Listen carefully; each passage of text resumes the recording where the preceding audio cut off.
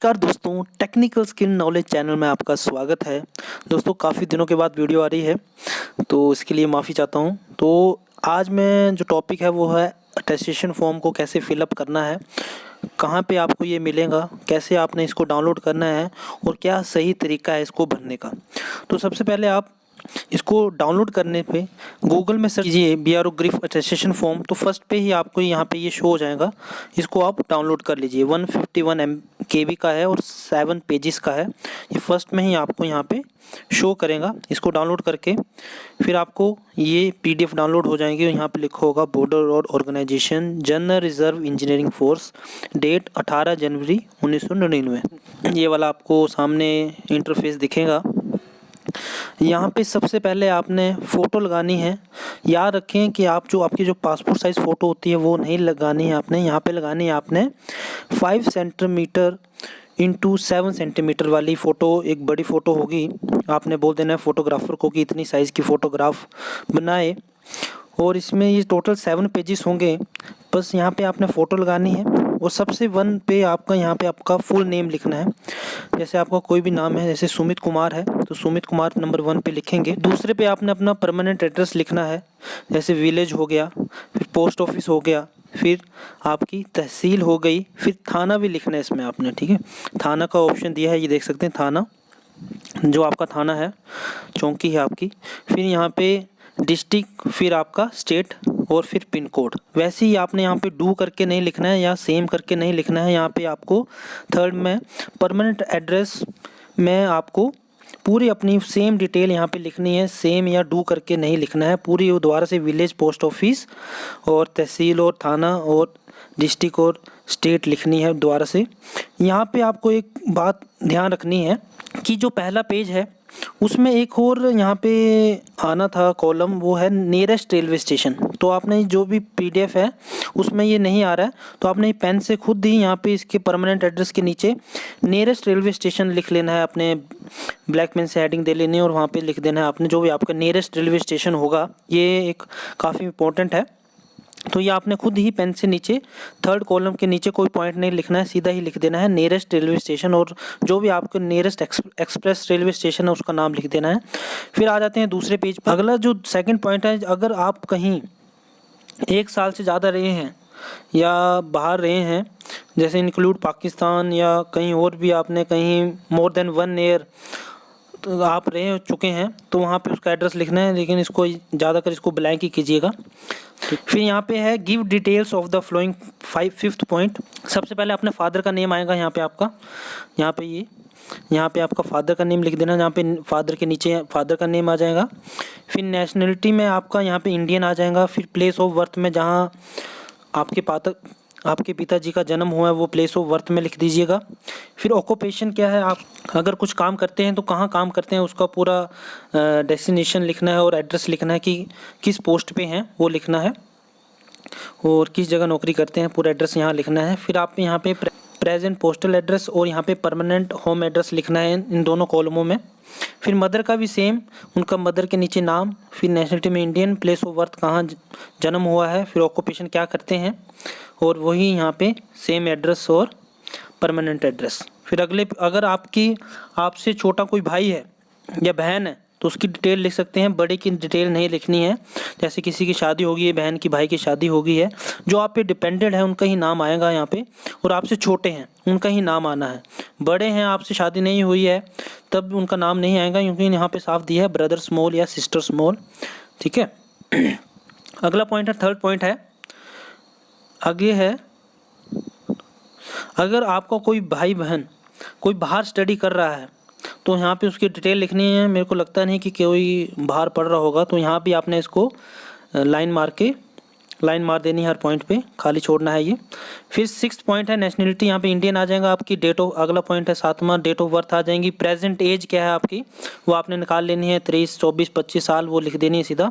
फिर आपकी C point है कि आपकी एज क्या थी मैट्रिक में, तो वहाँ पे आपने देख लेना कि आपने अपनी 10th है जो पास आउट कब की थी, किस एज में आपने पास आउट की थी, वो आपने लिख देनी है। जैसे 15 साल, 16 साल, 14 साल, इसी साल में सबने अपनी 10th क्लियर की होगी वो लिख देनी है आपने।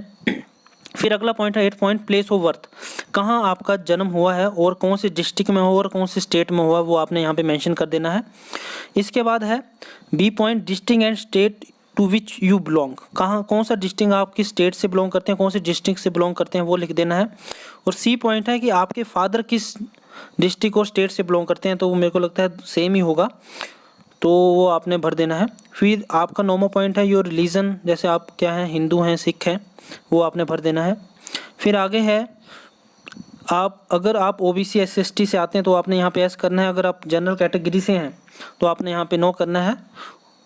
अगला है 10th पॉइंट, ये है आपका education qualification showing place of education with years in school and college since 15 year of age. जो भी आपने 10वीं से लिखकर +2 और ITI यहाँ पे आपने लिख देनी है, ठीक है। 10वीं 12वीं यहाँ पे से 10वीं का सबसे पहले नेम ऑफ स्कूल, 10th आपकी कौन से स्कूल में हुई, फिर डेट ऑफ एंट्रिंग, जैसे आप यहाँ पे सन लिख दीजिए 2000 जिसमें आप पढ़े हैं, 2010 से 11, 2011 से 12, 2013 से 14 ऐसे लिख दीजिए। फिर एग्जामिनेशन पास यहाँ पे आ जाएगा 10th, फिर जैसे +2 का लिख दीजिए कि कौन से स्कूल में पढ़े हैं, फिर एंट्रिंग, फिर लीविंग, जैसे 2014 से 15 +2 की, फिर एग्जामिनेशन पास में +2 आ जाएगा। फिर यहाँ पे ITI का नाम आ जाएगा, कौन से ITI से आपने की है, फिर डेट ऑफ एंट्रिंग कब से कब की है, फिर एग्जामिनेशन पास आ जाएगा ITI।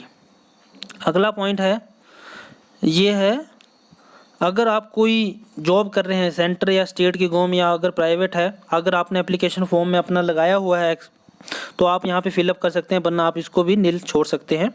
फिर अगला पॉइंट है 11वां पॉइंट,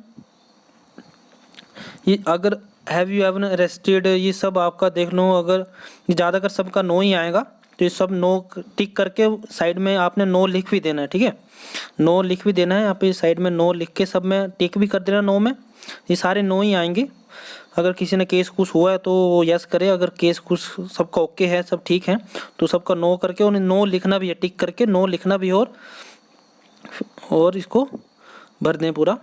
अगला पॉइंट है यहाँ पे आपको 2 रिस्पॉन्सिबल पर्सन का नाम देना है जो आपके लोकेलिटी के हैं, ठीक है। उसको रेफरेंस देना है, कोई भी दे सकते हैं नाम, उसका नाम लिखना है, विलेज लिखना है, पोस्ट ऑफिस लिखना है, डिस्ट्रिक्ट लिखना है, स्टेट लिखना है, जो आपको जानता है।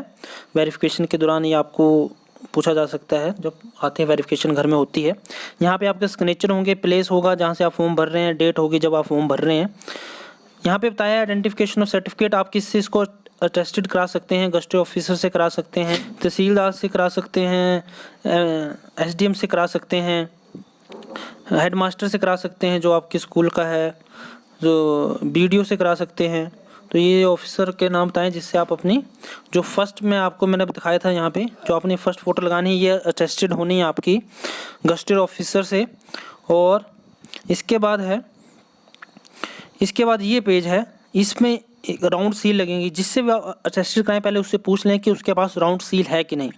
उसके ऑफिस में राउंड सील होनी चाहिए, यहाँ पे राउंड सील लगेंगी जहाँ पे राउंड सील बताया गया है। यहाँ पे आपको सर्टिफिकेट डेट आई नो, आपका नाम आएगा, श्री आपका फादर का नेम आएगा, आप कितने साल से 1 ईयर से ज़्यादा तक आपको जानना चाहिए, तो यहाँ पे 2 साल डाल दीजिए, 1 साल डाल दीजिए, 5 साल डाल दीजिए, जब तक आपको वो जानता है, ठीक है।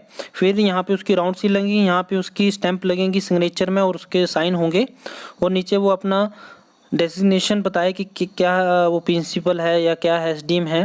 फिर उसका एड्रेस आएगा, किस पद पे है, यहाँ प्लेस और डेट डालेंगी जब उसने साइन करने हैं। फिर अगला है ये डिक्लेरेशन फॉर्म है, यहाँ पे अपना नाम भरना है। फिर ये आई कॉलम है, डेट आई एम अनमैरिड, आप अनमैरिड हैं तो आपने अनमैरिड पे टिक करना है। That I am married and have only 1 spouse living, तो ये सेकंड, अगर आपकी शादी हो चुकी तो आपने टिक करना है, कि नहीं हुई है तो 2nd, 3rd और 4th पे आपने इसको कांटा कर देना है। डेट करनी है, यहाँ पे अपने सिग्नेचर करने हैं, बस ये आपने एप्लीकेशन वाला नहीं भरना है। इतना सा फॉर्म है और ये आपने ढंग से भरना है, कोई गलती नहीं करनी है।